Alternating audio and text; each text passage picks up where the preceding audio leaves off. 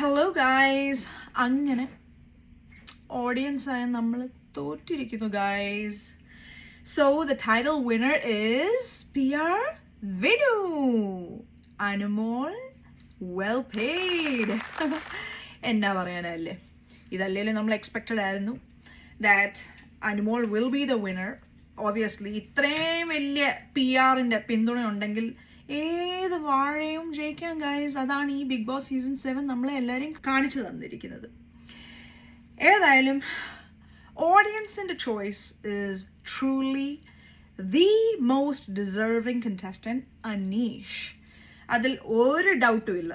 ഇത്രമാത്രം മാട് പണി ചെയ്ത് ദാരിദ്ര്യമൊക്കെ പറഞ്ഞ അനുവിൻ്റെ കുടുംബവും വിനുവും ഒക്കെ നടന്നതല്ലേ.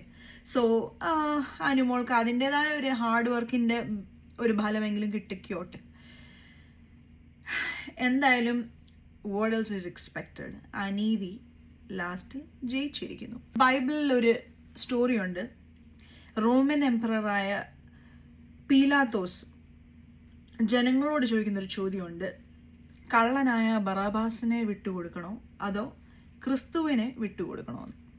അപ്പം ഈ ലോകം ചൂസ് ചെയ്തത് ക്രിസ്തുവിനെ ക്രൂശിക്കണം എന്നാണ്. So what can you expect from this world?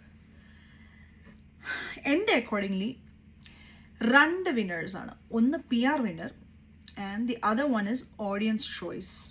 PR winner obviously നമുക്കെല്ലാവർക്കും അവിടെ ഡിഫീറ്റ് ചെയ്യാൻ ഒക്കത്തില്ല. ഇൻഫാക്ട് ലാലേട്ടൻ്റെ ആ ഒരു സ്റ്റേജിൽ ഒരു പോയിന്റ് വരെ വരുമ്പോഴത്തേക്ക് പിന്നെ കാണിക്കുന്നില്ല പെർസെൻറ്റേജ്. 2 പേരും കൂടെ അവിടെ സ്റ്റോപ്പ് ചെയ്തിട്ട് പുള്ളി അങ്ങ് പ്രഖ്യാപിക്കുക ആരാ വിന്നർന്ന്. എനിക്ക് തോന്നിക്കുന്ന ഇതാണ്, ദാറ്റ് PR-ന്റെ ആ ബലം കാണിച്ചു കഴിഞ്ഞാൽ ഞെട്ടിപ്പോകുമായിരിക്കും നമ്മളൊക്കെ.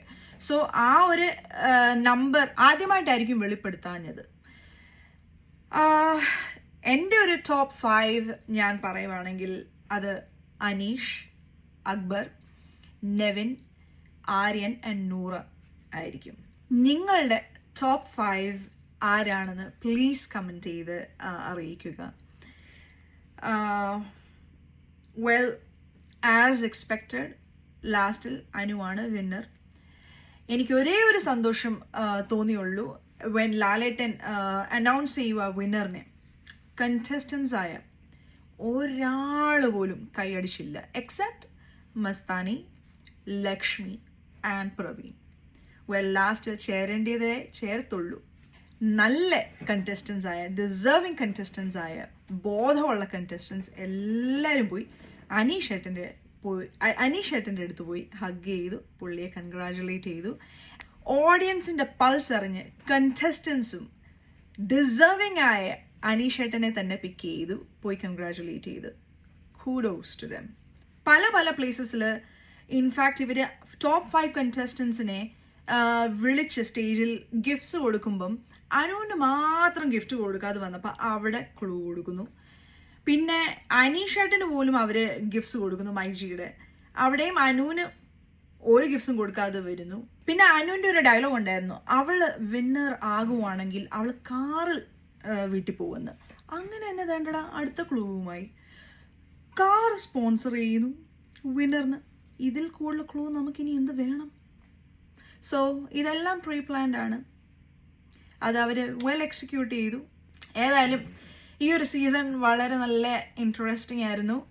അങ്ങനെ PR-ന്റെ ബലത്തിൽ അനുമോൾ ജയിച്ചെങ്കിലും നമ്മുടെ എല്ലാവരുടെയും മനസ്സിൽ ആദ്യമായിട്ട് ഒരു കോമണറായ ഒരു വ്യക്തി അനീഷ് ഏട്ടൻ വിൻ ചെയ്തിരിക്കുന്നു. He truly won our hearts.